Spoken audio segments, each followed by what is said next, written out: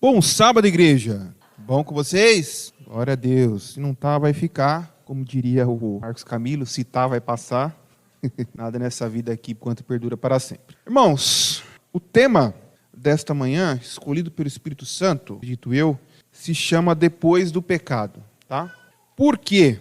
Pecado, quer dizer, pecadores, todos nós o somos, né? Todos nós somos pecadores, destituídos de qualquer mérito. Todos nós somos pecadores e não conseguimos deixar de ser, infelizmente. Porém, isso não significa que nós devemos viver pecando. Mas isso não é o que eu vim falar hoje. O que eu pretendo falar hoje para os irmãos são o que acontece depois do pecado. Então você pecou, e agora? O que eu faço? Então, tem o processo que deveria ser o processo ideal que todos nós fazemos depois que pecamos. Tem uma coisa que acontece que eu não posso dizer isso com precisão, mas a impressão que eu tenho é que acontece na maioria das vezes e tem o processo trágico depois do pecado. E é esses três processos que nós vamos estudar durante esta manhã, tá bom? Vou começar pelo processo ideal. E qual é o processo ideal? É um processo que a gente, inclusive, estuda ele quando a gente vai dando estudo bíblico, né? Quando a gente dá um estudo bíblico, a gente fala sobre o processo ideal, a gente fala sobre alguns passos depois do pecado. E o primeiro é, obviamente, pecado. Você cometeu o pecado, né? Depois do pecado, o que acontece? Arrependimento. Então você peca, se arrepende. Próximo ponto, confessa o seu pecado. Então você pecou, sentiu pelo pecado que você fez e confessa ele a Deus. Próximo. Aí, depois que você confessou, Deus te perdoa. E por último, santidade. O que é a santidade? É lutar para não pecar mais. Você vai conseguir não pecar mais? Não, mas você vai tentar. Pata, como é isso? Vai chegar lá, tá bom? Mas a santidade é um processo que você vai fazendo para que cada dia você seja melhor do que o dia passado. Através do poder do Espírito Santo, através da oração, da leitura da palavra. E é um processo que pecados que eram muito fortes para você no passado, hoje já não são tão, não te fazem cair com facilidade. Então é o processo de santidade. Mas esse não é o tema de hoje. O tema de hoje é o que acontece depois do pecado. E esse aqui é o cenário ideal. Então, quando você peca, você se arrepende, confessa, recebe o perdão e aí depois procura andar em santidade. Entretanto, onde é que a gente encontra isso? Porque eu posso estar falando isso da minha cabeça. Passa o próximo, por favor, Esther. Abra a Bíblia de vocês no livro de 1 João. 1 João, capítulo 1. 1 João está no finalzinho da Bíblia, antes de Apocalipse, depois de Pedro. 1 João, capítulo 1. Amém? Versículo 7 até o 10. Diz assim, Se, porém, andarmos na luz, como Ele está na luz, mantemos comunhão uns com os outros, e o sangue de Jesus, seu Filho, nos purifica de todo pecado. Ou seja, se você busca andar na luz, isso aqui já faz até parte da santidade, né? Você busca andar na luz, você mantém comunhão com seus irmãos, e o sangue de Jesus te purifica de todo pecado. Versículo 8. Se dissermos que não temos pecados nenhum, a nós mesmos nos enganamos, e a verdade não está em nós. Ou seja, todo mundo é pecador. Todo mundo já pecou. Versículo 9.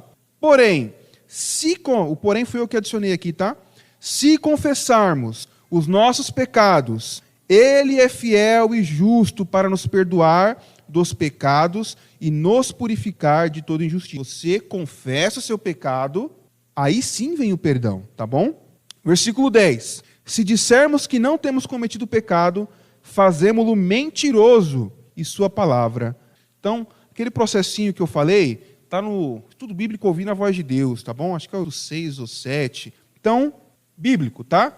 Vamos para o capítulo 2 agora, versículo 1. Pode passar mais, por favor, Esther. Diz assim, filhinhos meus, estas coisas vos escrevo para que não pequeis. Todavia, se alguém pecar, temos advogado junto ao Pai, Jesus Cristo, o justo. Ele é a propiciação pelos nossos pecados, e não somente pelos nossos próprios, mas pelo mundo inteiro. Ora, sabemos que temos conhecido por isso, se guardamos os seus mandamentos. Aquele que diz, eu o conheço, e não guarda os seus mandamentos, é mentiroso, e nele não está a verdade. Então aqui ficou bem claro que aquele processo descrito no slide antigo é esse. Você peca, se arrepende, confessa os seus pecados, recebe o perdão e depois você anda na luz. Depois você guarda os mandamentos de Deus, para que você não peque mais. Santidade, tá bom? Entretanto, tem um problema nesse processo. Aí você fala assim, você está falando que o processo bíblico tem problema? Não exatamente o processo, mas quem faz parte do processo. E aonde quer que eu vejo que está o problema? E é sobre isso que vai se tratar principalmente a pregação de hoje. Eu acho que muitas vezes nós não... E se você quebra, é uma corrente, é uma cadeia. Se você quebra um processo no arrependimento, todo o resto, tá bom? E aí, como que eu fico pensando? Porque assim, eu fiquei pensando, como que eu sei se eu estou arrependido? Por que eu estou arrependido? Será que a gente não se pergunta essas coisas às vezes? Às vezes a gente peca, a gente se sente mal, a gente fica triste, a gente fica para baixo, mas tem que se perguntar o que está motivando esse sentimento que está de mim? Se você não tem resposta para essa pergunta, porque o seu arrependimento pode ser outra coisa. Porque muitas vezes você não se pergunta por que você está arrependido. E aí você sabe por que pode você estar chorando, pode saber por quê? Por medo. Medo de quê? Medo de ir para o inferno. Muito tempo atrás, lá nos Estados Unidos, tinha uma pregação muito forte. Eles faziam o inferno um lugar tão ruim, que as pessoas ficavam com medo. Eles enchiam a igreja falando do inferno, um lugar onde você é sempre, onde o verme nunca morre. Falavam, meu Deus, eu não posso ir para o inferno. Por que as pessoas perdiam? Eu me peguei pedindo perdão por interesse. Esses dias. Prestem atenção, parece nobre. Sou pecador e pecado, e aquilo angustiava. E aí sabe o que eu pensei na minha cabeça? Eu preciso me arrepender do pecado. Por quê? Porque se eu continuar pecando, e eu quero ir para o céu, é legal, mas tá, eu quero o céu com a minha filha. E o que eu estou deixando para trás? É verdade. Mas assim, eu estava pensando na minha família, né? Eu usei a filha porque a filha é mais forte, mas eu estava pensando na minha família. Mas mesmo assim, vamos supor que vamos colocar aqui a mulher e a filha. O que eu estou deixando para trás? O que eu estou deixando para trás? Jesus! Jesus! Se você pede perdão porque você tem medo de ir para o inferno, se você pede perdão porque você quer ir para o céu para a sua família, e Jesus? É como se eu estou indo para o céu por interesse. Eu vou para o céu porque lá tem ruas de ouro, porque eu vou viver para sempre, porque é um lugar onde não vai ter mais lugar, nem morte, nem pranto, nem choro, nem dor, as primeiras coisas passaram. É lindo! Maravilhoso. Eu não amo Jesus? Eu não quero ir para o céu por causa de Jesus? O sacrifício que... Eu só vou estar no céu por causa de Jesus. E ele é sempre... Se o seu arrependimento está no lugar errado, problema. Abra a Bíblia de vocês, Salmo 51. E isso aqui é uma das coisas mais lindas. É por isso que Davi, o homem que matou seu amigo, Davi, o homem que adulterou, que mentiu para o povo, é por isso que ele é o homem segundo o coração de Deus. E a gente vai descobrir por quê. 51, versículos 1 e 4 primeiro. 1 ao 4, perdão. A gente vai ler bastante a Bíblia, tá? Vou ler então. Compadece-te de mim, ó Deus, segundo a tua benignidade e segundo a multidão das tuas misericórdias, apaga as minhas transgressões. Lava-me completamente da minha iniquidade e purifica-me do meu pecado, pois eu conheço as minhas transgressões e o meu pecado está sempre diante de mim. Pequei contra ti somente, e fiz o que é mal perante os teus olhos, de maneira que serás tido por justo no teu falar e puro no teu julgar. Isso aqui é uma confissão. Ótimo. Mas por que Davi está confessando? Por que ele está? Porque ele está arrependido. O que motivou esse arrependimento dele? Versículos 10 a 12. Cria em mim, ó Deus, um coração puro e renova dentro de mim um espírito inabalável. Olha só por que ele estava arrependido. Não me repulses da tua presença e nem me retires o teu Santo Espírito. Restitui-me a alegria da tua salvação e sustenta-me com espírito voluntário. Tinha medo, o Espírito de Deus se afastasse. Davi tinha medo de não mais ter a comunhão que ele sempre teve desde quando ele era um jovem que parou diante de um gigante e através do poder do Espírito Santo ele derrubou aquele gigante. E através do poder do Espírito Santo ele expulsava os espíritos maus de Saul. E através do Espírito Santo ele guiava aqueles valentes para lutarem por Israel. Ele tinha medo de perder o Espírito. Ele tinha medo de não estar mais na presença de Deus. E é isso que deve motivar eu e você. Esse é o motivo do nosso arrependimento. Porque você ofendeu a Deus. O que Davi fala?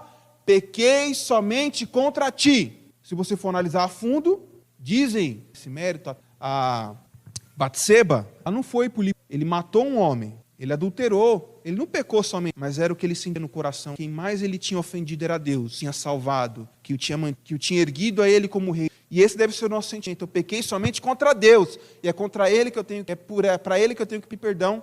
E muitas vezes, o nosso sentimento, qual foi a última vez por ter pecado a Deus? Já ouviu a música do Iglesias? É feliz quem já chorou. Se seu arrependimento deve ser motivo por amor a Deus, ou então ele é motivado por egoísmo. Porque se eu estou arrependido, se eu estou pedindo perdão porque eu não quero perder o céu, que eu sou interesseiro do céu, não quero Deus. Se eu estou com medo do inferno, não é porque eu amo a Deus, é o egoísmo meu. É porque eu não quero ir, tá vendo? É sempre eu quero ir para o céu, eu não quero ir para o inferno. É como se alguém traísse a sua esposa, disse perdão para ela porque você não quer perder a sua esposa. Você não está preocupado se ela é chateada, magoada, feriu ela. Não, você está preocupado com você. Minha esposa, vou perder. Sei lá o que passa na cabeça de algumas pessoas. Então muita gente trata Deus assim, preocupado com o que vai acontecer com você e não com o que está passando. Agora vem a segunda parte. A primeira parte é pecado, arrependimento, confissão,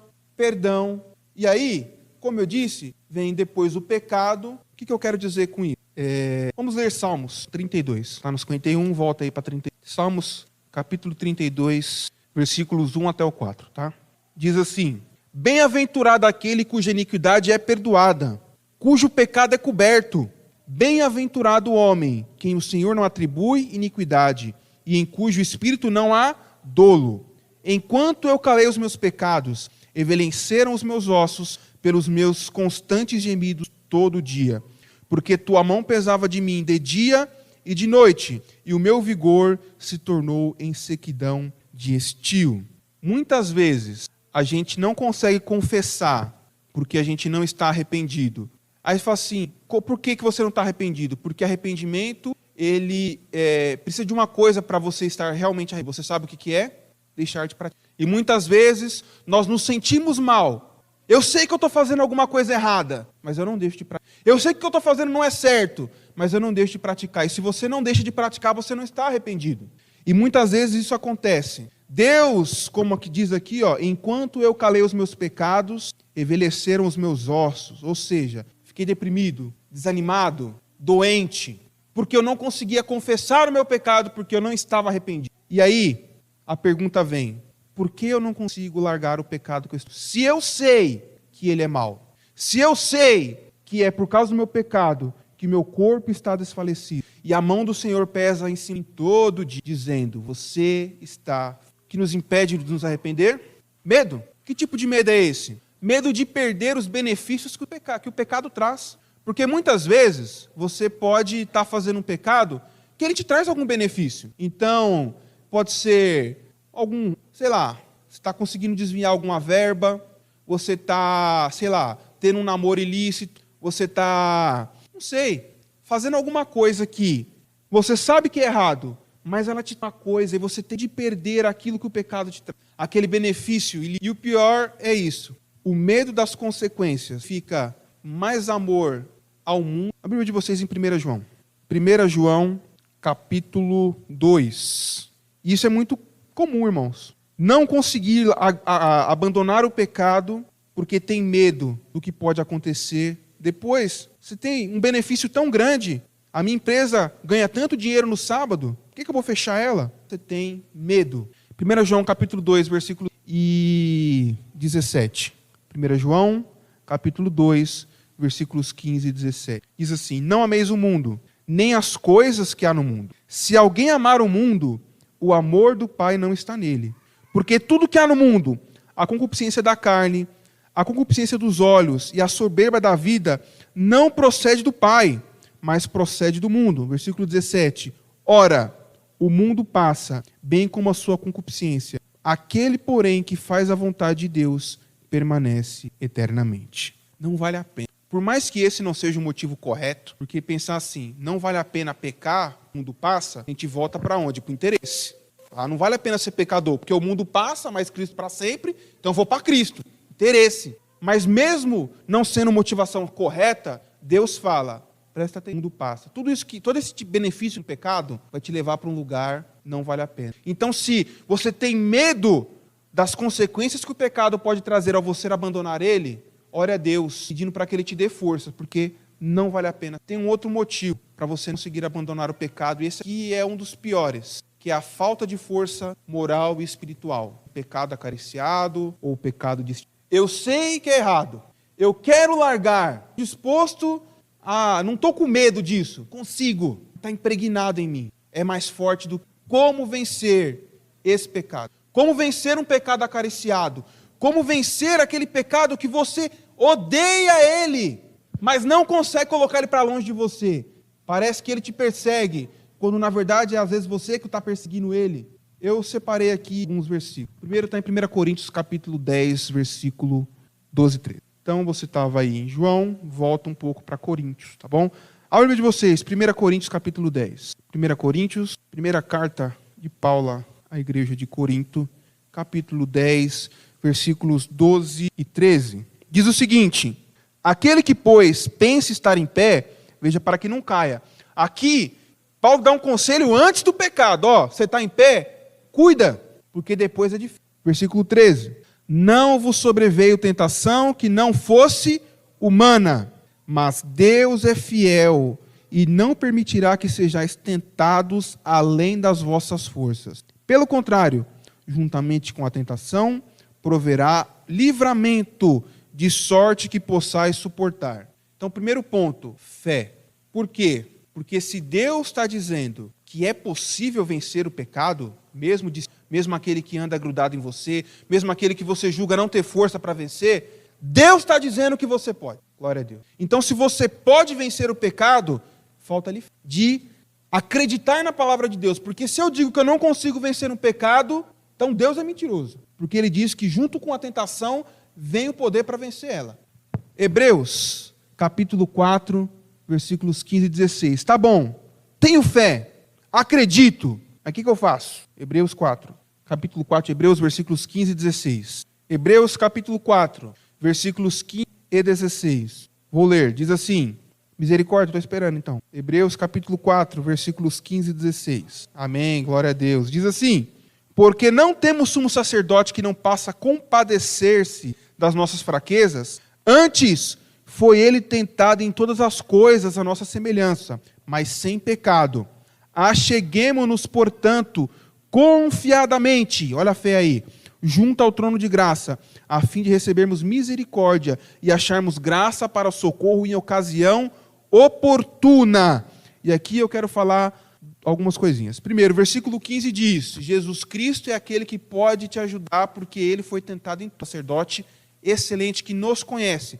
É duro você chegar para conversar com alguém sobre um problema, sei lá, falar pro Bill Gates que você não está conseguindo pagar a sua conta. Bill Gates não sabe nem quanto que ele gasta de luz. Não há empatia, ele não tem noção daquilo que você está passando. Jesus conhece porque na carne passou por todas, porém sempre. Então, temos um sumo sacerdote que pode nos ajudar porque ele conhece os nossos problemas. E aqui vem um ponto. A graça, apesar de ela, que fala para que acheguemo-nos ao trono da graça. Ou seja, é necessário que você faça alguma coisa. A graça, ela te salva, porque Jesus morreu na cruz. Buscar força. E aqui fala o trono, geralmente o trono, na Bíblia, é um lugar de julgamento. Você tinha, por exemplo, Moisés, até Jetro fala, você fica o dia inteiro sentado e o povo em pé. Por quê? Porque ele estava o dia inteiro no trono, o povo em pé, falando e ele julgando, que era errado. Jesus senta ao trono com as testemunhas, com os anciões ali, para poder julgar. Esse trono aqui é diferente. É um trono que você chega não para ser julgado, mas para ser ajudado. E a outra coisa interessante do versículo é, para acharmos graça para socorro em ocasião oportuna. Quando é a ocasião oportuna? Antes do pecado. O problema é, a gente sempre busca ajuda depois do pecado. E depois do pecado é arrependimento. A gente tem que começar a buscar ajuda antes do pecado.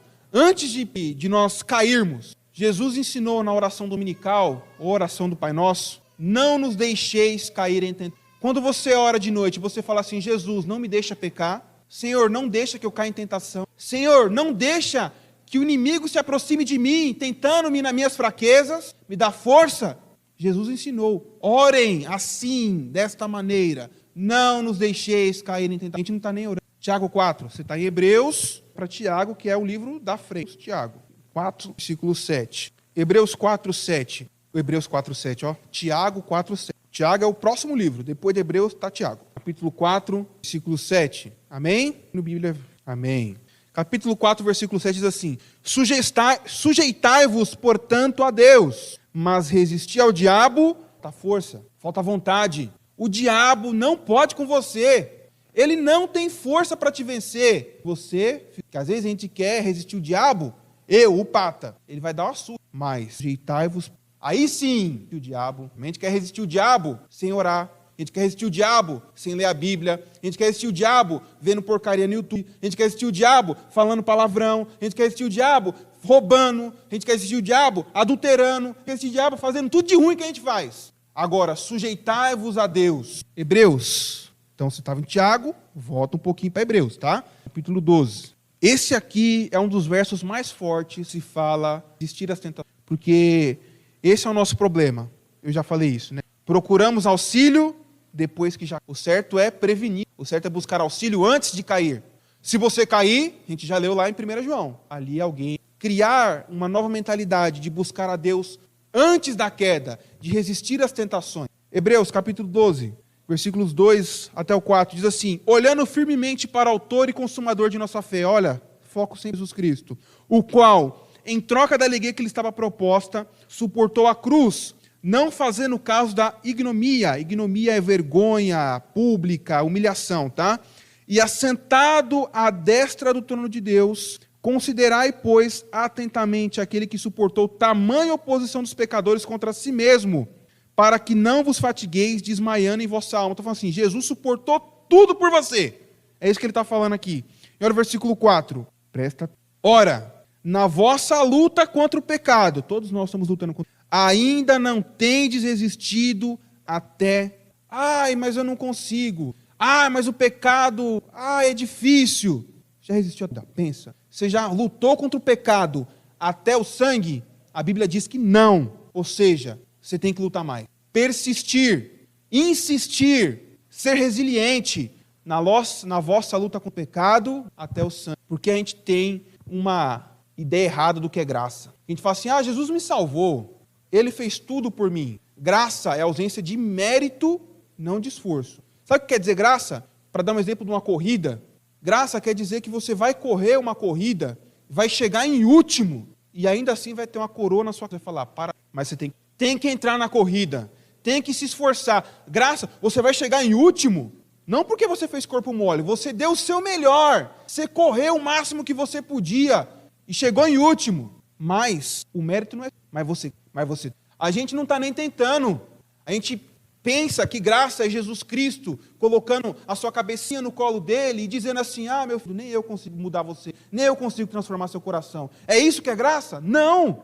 Graça é você se esforçar e saber que você fazendo o seu melhor, ainda assim, não é suficiente. E aí, quando o seu melhor não é suficiente, Deus fala, Irmãos, finalizando aqui para uma parte que vem pecado, e esse é o pior dos... Por quê? Lá no Salmos, no 32, a gente não vai ler, que a gente já leu, é só para recapitular, diz que, enquanto eu calei os meus pecados, meu corpo todo padecia, e a sua mão pesava sobre... Ou seja, isso significa que tinha algo te incomodando, tinha algo falando, o que você está fazendo está errado. O problema, o pecado não te... Eu estou falando aqui, e talvez algumas coisas possam ser duras, mas se você se sente incomodado pelo que eu estou falando, amém por isso. Porque o Espírito Santo está falando, você precisa mudar de vida. O problema é quando eu acho que está tudo bem. Quando eu calo os meus pecados e eu não me incomodo mais. Quando o pecado já não é... Mateus capítulo 12, ver em casa. Diz assim, todo pecado, toda ofensa será perdoada, todo pecado, toda blasfêmia. Contra o pai e contra o filho. Porém, essa blasfêmia. E qual é o pecado contra... Eu dizer que pecado não é pecado. É falar nada a ver, tanto faz. Não tem problema. Isso é coisa de extremismo, religioso demais. Vai normatizar pecado. Pastor, Todo ancião, relaxa, você relaxa. E aí, quando você relaxa, você pecado, que o pecado acontece. Porque você não pede perdão por ele, porque você acha que não é pecado. Para finalizar, eu quero finalizar a leitura de Hebreus aqui, e eu quero ler algumas palavras de amor aqui. O livro de Hebreus é um livro difícil de ser entendido pela sabatina, mas essas palavras aqui, claras. Capítulo 12 de Hebreus, versículos 5 até o 14. Diz assim, a advertência de Jesus Cristo para nós. E estáis esquecidos da exortação que, como a filhos, discorre convosco. Ou seja, Deus conversa com você, o seu próprio pai, como você fosse o filho dele, porque você é. Amém? Olha só falando, filho meu, não menosprezes a correção que vem do Senhor, nem desmaies quando por ele reprovado, porque o Senhor corrige a quem ama e açoita todo filho a quem recebe. Se Deus está te castigando, se está doendo na sua carne, é porque Ele te ama. Porque o pai corrige o filho porque Ele ama. E assim é Deus. É para a disciplina, versículo 7, que perseverais. Deus vos trata como filhos, pois que filho há que o pai não corrige? Mas se estáis sem correção de que todos se têm tornado participantes, logo sois bastardos e não filhos. Se Deus não está te corrigindo, ou seja, se você está calando o pecado e não está ouvindo mais Deus falar no seu ouvido, para com isso, muda seu jeito. Se aquele pecado que no passado te atormentava não te atormenta mais, versículo 9. Além disso, tínhamos os nossos pais segundo a carne que nos corrigiam e os respeitávamos, não havendo de estar muito maior a submissão ao pai espiritual. Então aqui vivemos, né? Ou seja, você respeitava o seu pai carnal. Quanto mais você deve respeitar o pai espiritual. Pois eles nos corrigiam por pouco tempo, os pais carnais, né? Segundo o melhor lhes parecia. Deus, porém, nos disciplina para aproveitamento, a fim de que sermos participantes da sua santidade. Deus te corrige porque Ele quer que você seja santo. Toda disciplina, com efeito, no momento, não parece ser motivo de alegria, mas de tristeza. Ninguém gosta de tomar puxão de orelha.